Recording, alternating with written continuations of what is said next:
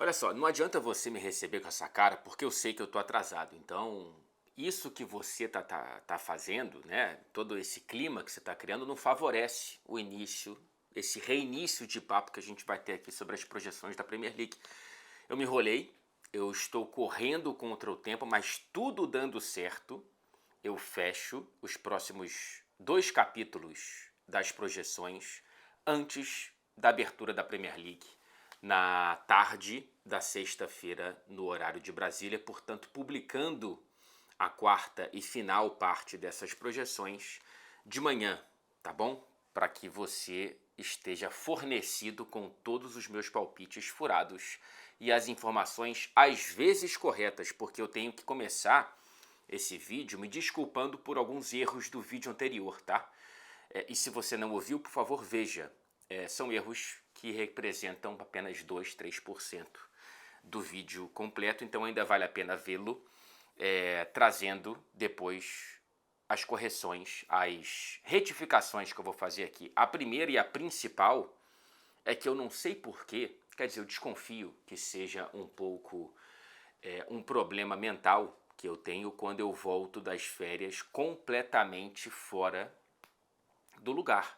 Eu fico tentando me situar, tentando lembrar as escalações. Eu acabei, na hora de projetar a escalação do Bournemouth, eu esqueci simplesmente do Semenyo e do Cliver. Então, falando isso em voz alta, eu fico ainda mais envergonhado. Eu peço desculpas, a cabeça ainda está se readaptando. Perdão. Mas a projeção do Bournemouth segue mais ou menos a mesma, tá? 12ª. Esse negócio de projeção, eu vou fazer minha projeção final com a tabelinha montada aqui no vídeo de sexta-feira, a quarta e final parte. Porque eu tô me enrolando nisso também. Conforme eu vou estudando, me aprofundando nos clubes, eu vou me arrependendo das projeções que eu fiz anteriormente. Então, isso fica para depois. Outro problema, eu coloquei 2 em 7º lugar. O Brighton e o Villa. Eu projeto o Brighton acima do Aston Villa, então eu vou rebaixar por momento o Aston Villa para a 9ª colocação, mantendo o Brighton na 7ª. Fechado? Vamos lá, hoje falaremos de Burnley, de Chelsea, de Crystal Palace, de Everton e, para fechar, do Fulham. Tá bom? Nessa ordem, para seguir a ordem alfabética da tabela da Premier League 25-26, começando com o vice-campeão da última Championship, o Burnley, que subiu com 100 pontos, um a menos do que o acesso anterior em 2023 com o Vincent Kompany, subiu com 101 pontos como campeão e não como vice-campeão, só que depois foi rebaixado na 19ª colocação, vice-lanterna, com apenas 24 pontos conquistados. Portanto, uma grande campanha na Championship nessa quadra da história do futebol inglês não representa uma campanha suficientemente boa para você permanecer na Premier League na temporada seguinte. Portanto, o interessante Scott Parker tem uma missão dificílima. Ele que sobe com o Burnley, assim como já tinha subido com o Fulham, depois rebaixado com o próprio Fulham, passou pelo Bournemouth, passou pelo Clube Bruges. Ele vai tentar manter o Burnley nesse momento em que já são 2 temporadas consecutivas que os 3 que sobem são rebaixados imediatamente. Portanto, o Burnley ele é o símbolo desse momento esquisito e desse problema que a hierarquia, a pirâmide do futebol inglês tem que resolver. O Burnley é muito bom para a 2ª divisão e ele não é bom o suficiente para a 1ª divisão. Tem sido assim nos últimos 4 anos. Vamos ver como é que chega esse Burnley para 25-26. A diferença em relação ao que subiu com o Kompany, além de um pontinho na tabela da Championship, é uma defesa muito sólida. Aliás, a defesa mais sólida do futebol europeu na temporada passada, apenas 16 gols sofridos em 46 jogos.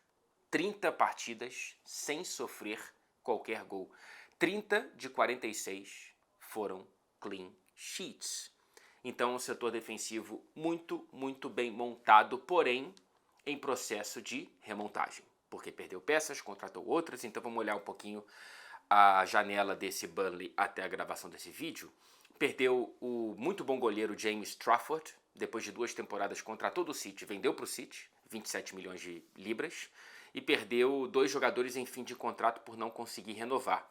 O C.J. Egan Riley, zagueiro de 22 anos, que faz também a lateral direita, não renovou com o Burnley e agora já é jogador do Olympique de Marseille. E o capitão, Josh Brownhill, não renovou. Meio campo que sai em fim de contrato aos 29 anos de idade, ainda até onde eu vi, não assinou com nenhum novo clube. Principais chegadas. Chegam muitos jogadores, assim como já é de costume para clubes que sobem da segunda para a primeira divisão, nesse desespero para tentar o improvável. O Kyle Walker é o grande personagem dessa janela do Burnley. Esquisito vê-lo com a camisa do Burnley, né? De um clube muito menor do que Manchester City, Milan, enfim. 35 anos de idade, chega por 5 milhões. O Armando Broja, aquele atacante que estava no Everton, pertencente ao Chelsea, 23 anos de idade, ainda parece ter muito mais de tanto que rodou. Ele chega por 20 milhões de libras, agora em definitivo, sai do Chelsea, cria da base do Chelsea o Armando Broja, que passou por muitos problemas físicos na temporada passada. Vamos ver se consegue uma sequência. O Ugochukwu também vem do Chelsea, estava emprestado ao Southampton, volante de 21 anos por cerca de 20 milhões de libras. E chega o Dubravka, perdeu o goleiro, traz um goleiro experiente de Premier League, estava há mais de 7 anos no Newcastle, o goleiro de 36 anos. Então o time base do Burnley, entre chegadas e partidas, deve ser esse. 4-2-3-1, o Dubravka no gol, o Walker na direita, o Hartmann, que foi contratado junto ao Feyenoord como novo lateral esquerdo. Na dupla de zaga, o Tuanzebe, que chega do Ipswich, faz a dupla com o Maxime Esteve. No meio campo, eu projeto o Ugochukwu, difícil falar, do lado do Josh Laurent. Nas pontas ali, o Jadon Anthony e o Chaoná, francês que veio da Lazio, pode ser o titular na ponta direita, com o Marcus Edwards, contratado agora de maneira definitiva junto ao Sporting, como o cérebro desse meio campo, e na frente o Broja, se a parte física permitir assim. No banco de reservas, algumas opções interessantes, o Hannibal Mejbri da base do Manchester United, o Lucas Pires, brasileiro, lateral esquerdo, da base do Santos, disputando posição com o novo contratado Hartmann ali, o Fleming, o Aaron Ramsey, vamos ver se consegue voltar depois de 1 ano e meio parado, ele é irmão do Jacob Ramsey do Aston Villa, o Abdoni, volta de empréstimo do Benfica, vamos ver se continua. É um time que não chega a ser algo imediatamente reconhecível como muito abaixo do nível da Premier League. Porém, é muito difícil você dar esse salto, apesar de que a gente tem, a princípio, quedas de clubes estabelecidos na Premier League. Isso pode dar um certo samba ali para quem está vindo da Championship. Pode dar uma briga, pelo menos, maior do que das últimas temporadas, em que houve realmente um abismo entre quem subiu e quem ficou. Mas eu ainda vou colocar o Burnley como rebaixado, porque eu não vou brigar contra uma tendência ruim para o futebol inglês, mas que já está com cara de realidade um pouco cristalizada nesse momento. Então coloco o Burnley como 18º, e rebaixado na Premier League. Acho eu. Vamos passar para o Chelsea, o empolgante campeão do mundo. Colocação na última temporada, 4º colocado, conseguiu confirmar na última rodada a vaga para a Liga dos Campeões, campeão da Conference League e campeão da Copa do Mundo de Clubes. O Chelsea, senhoritas e senhoritos, tem dado pistas de que pode correr por fora, tá? E se apresentar como um potencial candidato ao título. Por que não? Eu vejo um bololô ali, o Liverpool um pouco à frente, e no próximo vídeo falaremos do Liverpool, com Arsenal, City e Chelsea, podendo ter até certo ponto da temporada uma corrida de 4 cavalos. Será? Seria muito empolgante. Eu agradeceria por cobrir e acompanhar e trazer aqui para o canal uma briga mais plural do que das últimas temporadas. É muito difícil, né? Mas o Chelsea pode ter isso com mais longevidade nessa temporada. Na temporada passada chegou a se apresentar como um potencial candidato ali em novembro, dezembro, outubro, o Chelsea estava muito, muito, muito bem, acima das próprias expectativas, mas depois perdeu um pouco de gás. E é esse a grande interrogação, é saber se o Chelsea vai ter regularidade e constância o suficiente para brigar por um título de Premier League, quando você precisa se aproximar ali dos 90 pontos na tabela. E para isso você precisa tropeçar muito pouco, para isso você precisa de uma regularidade que o Chelsea não tem há bastante tempo. Né? Não tem desde que conquistou o título, pela última vez em 2017 com Antônio Conte, porque desde então não participou de uma briga pelo título até as últimas rodadas. O jogo contra o PSG lá nos Estados Unidos, na Copa do Mundo de Clubes, muda um pouco o patamar do teto desse Chelsea. Então, é um Chelsea que pode apresentar atuações como aquela que eu não via há muito tempo, ainda mais considerando a dificuldade do adversário. Isso pode funcionar muito bem em mata-mata, em pontos corridos temos que esperar para ver. O ponto é esse. Agora, o Chelsea tem um elenco um pouco mais profundo, com mais opções, podendo rodar melhor as peças sem cair tanto de qualidade. É essa a impressão. Quando você olha para a janela, para as chegadas, para as partidas, tem o desafio físico de ter sido, junto com o PSG na Europa, quem se reapresentou por último, quando o Chelsea estava voltando do título da Copa do Mundo, a maior parte da Premier League já estava no começo da pré-temporada. Então, tem que entender o quanto que o Chelsea vai estar em ritmo de pré-temporada nesse começo de temporada, porque não teve tempo hábil, uma das vítimas desse calendário que tenta colocar mais e mais competições e esticar as que já existem. Mas o Chelsea na pré-temporada foi interessante, né? Em 3 dias, com 2 times muito diferentes, venceu o Leverkusen e depois o Milan. É o maior momento de confiança do Chelsea desde o título da Liga dos Campeões em 2021. Muito porque há reforços que estão melhorando os jogadores que lá estavam e dão sinais muito interessantes. Eu estou falando principalmente do João Pedro, campeão com a camisa do Chelsea antes mesmo de conhecer o CT. Ele que tem incríveis 5 gols em 7 chutes com a camisa do Chelsea. Lá desde Fluminense, PSG, Leverkusen e Milan. É titularíssimo e o próprio João Pedro está pronto, ao que tudo indica, para atingir um novo nível na carreira. Né? O João Pedro que foi muito bem pelo Watford, foi muito bem pelo Brighton, falando só do futebol europeu, mas que jogando por um clube do Big Six, ainda mais com as ferramentas que esse Chelsea parece ter, ele pode atingir um nível muito interessante para o nosso olhar muito necessitado da seleção brasileira, e eu estou falando da posição de camisa 9. O João Pedro pode virar de fato um homem-gol, além de ser um cara muito bom de assistências e tudo mais. O mercado do Chelsea ainda não está fechado, por isso que é ruim você ter a janela invadindo a temporada, porque a projeção ela fica um pouco desequilibrada, ela fica um pouco manchada quando há movimentos bruscos, e o Chelsea, por exemplo, ainda pode trazer o Xavi Simons, pode trazer o Garnacho, vai decidir, a princípio parece que não, mas pode buscar um zagueiro com a infeliz lesão do Colwill.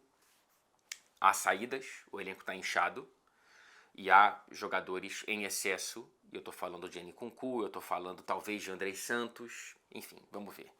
Principais chegadas, além do João Pedro, que veio por 60 milhões do Brighton, o Jamie Gittens, que veio do Dortmund por 50 milhões, o Bino Gittens, mas ele pediu para ser chamado de Gittens. O Joro Hato, ou Hato, ou Ato, não sei como é que eu vou decidir chamá-lo, lateral esquerdo holandês, que também faz a zaga e pode, por exemplo, ser uma substituição ao Colwill. Veio do Ajax por 37 milhões de libras, o Delap do Ipswich, que veio por 30, e o Estevão, que veio do Palmeiras também por um valor próximo dos 30 milhões de libras. Expectativas sobre o Estevão são muito altas. Ele foi muito bem quando titular contra o Leverkusen, a estrela muito grande, já fazendo gol no primeiro jogo dentro do novo estádio. Mas é preciso, penso eu, colocar um pouco de calma nessas expectativas, tá? Por quê? O Estevão chega num elenco com muitas opções para o setor em que ele pode ajudar o Chelsea. Ajuda o Estevão, o fato de que o Maresca o enxerga como arma útil, ferramenta útil para qualquer uma das posições do ataque. Na ponta direita, na ponta esquerda, no centro, como falso 9. O Maresca disse isso na entrevista coletiva da semana passada. Mas o Maresca também disse que é preciso ter calma, é preciso ter paciência. Ele veio do outro lado do mundo, diz o Maresca. Vem com outros fundamentos, vem com outra cabeça. Vamos entender o quanto de tempo vai ter o Estevão. O primeiro sinal positivo é que, diferentemente do Ângelo, diferentemente do David Washington, diferentemente do Andrei Santos, ele chega e fica. Então ele já é integrado ao elenco, ao primeiro time do Chelsea. Segundo ponto, o Maresca deu minutos assim que possível para ele. Titular contra o Leverkusen, entrou contra o Milan. Então eu imagino que ele tenha minutos na Premier League, saindo do banco de reservas principalmente. Isso eu estou considerando todo mundo saudável, né? É claro que se houver uma lesão muito grave, o Estevão ele pode furar um pouco essa fila de tempo. E nas Copas, né? Quando começar a Copa da Liga, eu imagino que o Estevão seja titular. Nas primeiras rodadas, nos primeiros jogos da FA Cup, certamente ele será titular se estiver bem fisicamente. Então, vamos ter calma. O Estevão ele chega num ambiente em ano de Copa, precisando jogar. O quanto que ele vai jogar, temos que esperar para ver, mas eu colocaria um pouco de freio nesse cenário em que tem muita gente do Brasil colocando o pé fundo no acelerador e colocando uma pressão gigante dentro de um novo cenário em que ele tem uma importância muito menor do que a que ele tinha quando sai do Palmeiras. Natural. Ele pode furar essa fila muito rapidamente. Mas o normal é que não seja assim. Veja, por exemplo, o Endrick no Real Madrid. Então, o Estevão tem muito talento, tem muita possibilidade de ter muitos minutos, mas muita calma nessa hora.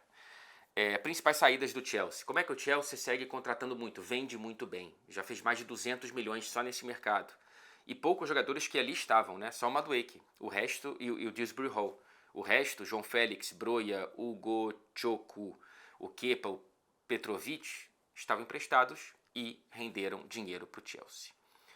Eu gostaria, aqui no meu cantinho, de ver o Chelsea aproveitando duas oportunidades, uma das duas, claro, que surgem numa posição que eu ainda considero frágil no time titular. Eu estou falando de Donnarumma para essa janela, ou de Ter Stegen para a janela de janeiro, porque está machucado, nenhum clima de ficar no Barcelona, são dois goleiros caros, sim, sem nenhuma dúvida, mas que são muito melhores do que o Robert Sanchez. Não sei se é a ideia da diretoria, se é a ideia do Maresca, mas vamos ver. Time base do Chelsea, Sanchez. Na direita, acho que ele começa com o Malo Gusto, na esquerda o Cucurella. A dupla de zaga, frágil, Chalobah e o Tosin Adarabioyo.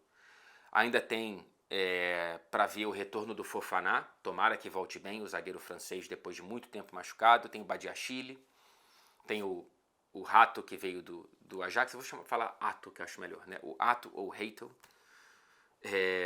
Esquisito chamar o cara de rato, né? A não ser que seja o caça-rato. Enfim, essa dupla de zaga não tá tão boa assim, penso eu. Aí o Reece James pode ser uma opção no meio campo, como foi contra o PSG, o Moisés Caicedo do lado e o Enzo Fernandes dando passo à frente, o Palmer na direita, o Pedro Neto na esquerda e o João Pedro no centro do ataque. Ainda tem no banco o Gittens, o Delap, o Estevão, o Andrei Santos se ficar, o Essugo que veio, o Lavia voltando de lesão, Fofana, Badiashile, não sei se o Nkunku fica, mas enfim, é um elenco interessante. Para o Estevão entrar, por exemplo, é recuar o Enzo e colocar o Estevão no lugar do Reece James. Mas se o Reece James estiver bem fisicamente, a tendência é que ele seja mais titular do que reserva. Qual a projeção do Chelsea? Eu tô com muita dificuldade, eu vou deixar para o vídeo da sexta-feira, cara. Mas eu acho que fica ali entre quarto e terceiro. Não acho ainda que esteja pronto para ser campeão inglês. Posso estar redondamente enganado, como já estive muitas vezes em relação, inclusive, ao próprio Chelsea. Crystal Palace. Falamos do campeão da FA Cup e do recém-campeão da Supercopa da Inglaterra. Na última temporada foi 12º colocado. Em 1 ano e meio de trabalho, o Oliver Glasner já levantou 2 títulos inéditos e coloca o Crystal Palace em competições europeias pela primeira vez na centenária história do clube do sul de Londres. Uma lua de mel absolutamente perfeita, certo? Não. Temos 2 gols contra aí, tá? O primeiro, o rebaixamento do Crystal Palace da Europa League para a Conference League. Como foi campeão da FA Cup, automaticamente estaria na Europa League. Porém, por conta das regras de sistemas multiclubes da UEFA, o Crystal Palace não pôde jogar a Europa League e troca de posições com o Nottingham Forest, que sai da Conference para a Europa League, ou seja, uma promoção, enquanto o Crystal Palace é rebaixado para a 3ª divisão das competições da UEFA. O Crystal Palace tentou recorrer e perdeu o recurso na Corte Arbitrária do Esporte, no CAS. Basicamente, o que aconteceu? A UEFA e o CAS viram que o Crystal Palace infringiu as regras do sistema multiclubes. Porque o Textor, e ele é o grande personagem desse problemaço do Palace, ele tinha 43% das ações do Palace até junho, enquanto, ao mesmo tempo, ainda era sócio majoritário do Lyon com 77%. Nas regras da UEFA, isso não pode acontecer. O que aconteceu foi que o Textor se desfez primeiro do Palace e depois do Lyon tarde demais. A UEFA pediu para ser... As regras da UEFA dizem que tem que ser até março e o Textor só fez isso em junho. Por que, Fred, Girona e City puderam participar da Champions passada? Porque, tecnicamente, o grupo City atendeu às regras da UEFA. A mesma coisa para Nice e Manchester United na última Europa League. A Ineos atendeu a tempo às regras da UEFA. O grupo Red Bull, com Leipzig e Salzburg também. Quem deu mole foi o John Textor. As regras podem melhorar? Lendo pessoas especialistas no tema, parece que sim. Mas regras que parecem muito pouco claras para o público geral são muito claras para quem entende o que tem que ser feito e o que não pode ser feito, e o John Textor basicamente comprometeu essa posição do Crystal Palace na Europa League. Existe um lado de que é mais fácil o Crystal Palace chegar mais longe, ou talvez até ganhar a Conference League, do que seria certamente na Europa League. Mas é uma perda financeira de pelo menos 20 milhões de libras, o que para o tamanho do Palace e para o tamanho do orçamento do Palace é algo bastante relevante. O outro gol contra? Falta de reforços para Glasner. Perdeu o diretor esportivo, que foi para o futebol saudita, teve essa dúvida se ia jogar uma ou outra competição europeia. Acho que tudo isso atrapalhou um mercado basicamente congelado. Ninguém importante saiu, ninguém importante chegou. Pelo menos até agora. As únicas 2 contratações. Um lateral esquerdo de 27 anos que veio do Ajax, o Borna Sosa, que joga pela seleção da Croácia, veio por 3 milhões. E o Walter Benítez, goleiro, que estava no PSV, de 32 anos, vem em fim de contrato, de graça, portanto. Ninguém relevante saiu. Mas o Steve Parish, que é o CEO do Crystal Palace, já disse que deve perder pelo menos um dos 3 destaques do time, o Guerri, o Orton ou o Eze.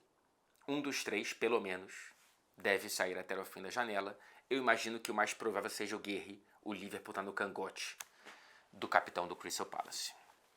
O time base, portanto, até o momento, é o 3-4-3 que venceu a FA Cup e venceu a Supercopa da Inglaterra, que calou a boca do Manchester City, que calou a boca do Liverpool.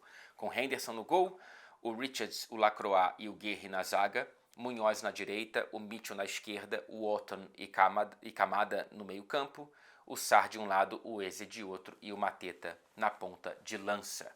Banco de reservas com o Lerma, o Hughes, o Sosa, o Klein ainda existe, o Esse, o Edward.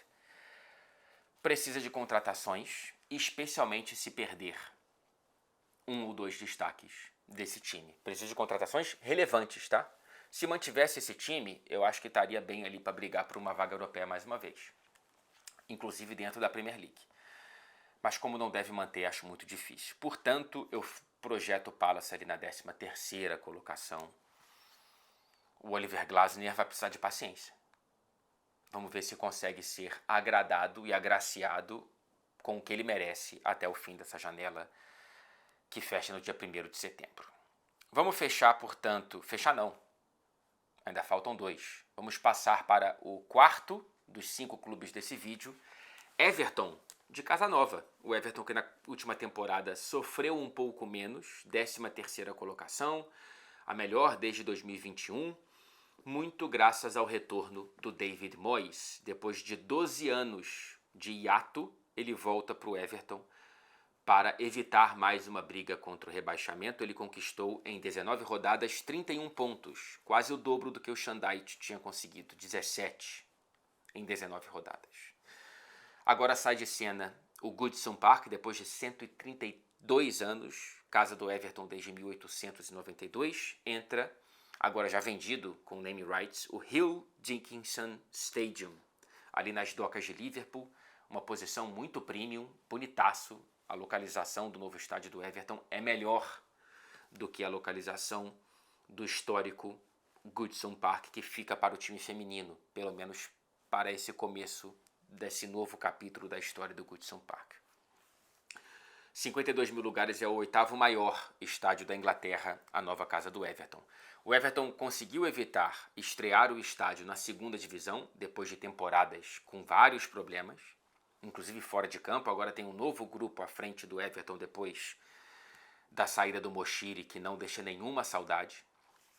É o Friedkin Group, agora dos Estados Unidos, quem comanda o futebol do Everton, e tenta enviá-lo de volta à briga por competições europeias, o que era algo mais ou menos comum na época que o David Moyes era treinador, 12 anos atrás, 13 agora. O mercado do Everton ainda está um pouco estagnado na porta de entrada, mas na porta de saída a barca foi muito grande. Principais nomes que saíram: o Calvert-Lewin, o Doucouré, o Ashley Young, e as principais chegadas são 3 até o momento. Jack Grealish vem de empréstimo ao Manchester City. O Dewsbury Hall, volante de 26 anos, que era do Leicester, estava no Chelsea, vem por 25 milhões. E o Tierno Barry, eu vou chamar de Barry, porque vão chamar de Barry aqui, mas ele é francês, atacante de 23 anos, que brilhou na campanha do Villarreal na temporada passada. O Villarreal de volta à Liga dos Campeões. O Barry fez 11 gols nessa campanha de La Liga, chega por 27 milhões de libras. O grande nome dessa janela até aqui, claro, é o Jack Grealish, 30 anos no mês que vem, em setembro, e ele chega para tentar ressuscitar a carreira depois de 2 temporadas apontando para baixo. Problemas fora de campo. O Jack Grealish fanfarrão quando jogando e campeão é engraçado. O Jack Grealish fanfarrão quando não jogando e não conseguindo atender às demandas do Manchester City não é tão engraçado assim.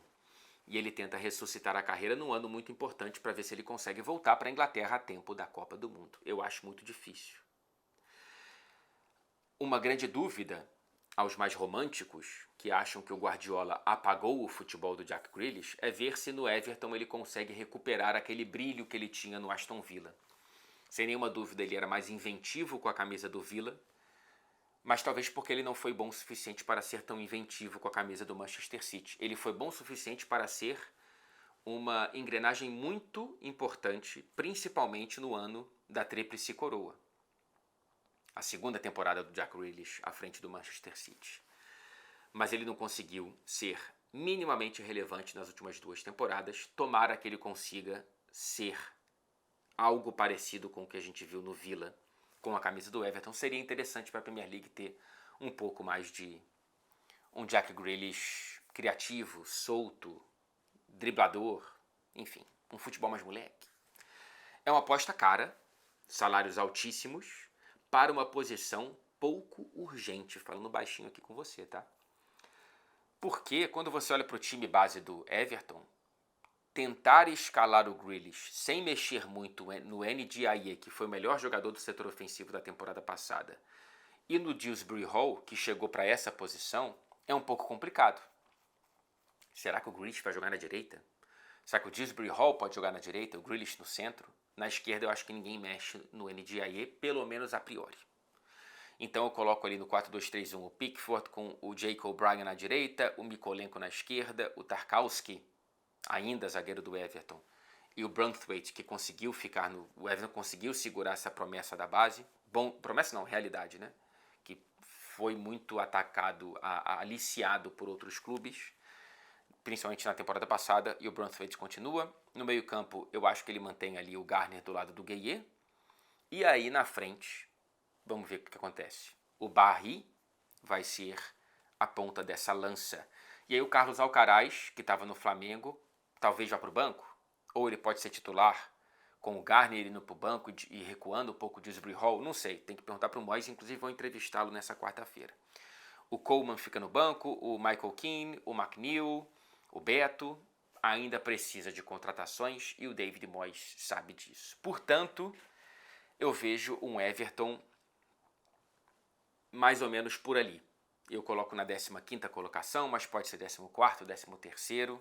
Não vejo o Everton piorando tanto, nem melhorando tanto assim. Portanto, não vejo o Everton atendendo aos anseios do torcedor, que é voltar a brigar por competições europeias. Pelo menos até o momento da gravação desse vídeo, talvez contrate mais jogadores. Quem desesperadamente precisa visitar o mercado com um senso de urgência maior é o Fulham. 11º colocado na última temporada, a 5ª do Marco Silva à frente do Fulham, a 4ª consecutiva do Fulham na Premier League. As 3 anteriores sempre ali, entre 10º e 13º. A gestão da família Khan, do Shahid Khan, costuma contratar no fim da janela, mas a situação parece nesse momento enervar até os mais calmos torcedores do clube do Craven Cottage. Porque até agora só contratou um jogador, um goleiro reserva. O Benjamin Leconte, francês de 34 anos que estava no Montpellier. Fala-se em urgência por pontas. Por exemplo, quebrando a banca, quebrando o recorde da história do próprio clube, atrás do Kevin, jogador revelado pelo Palmeiras que está muito bem no Shakhtar.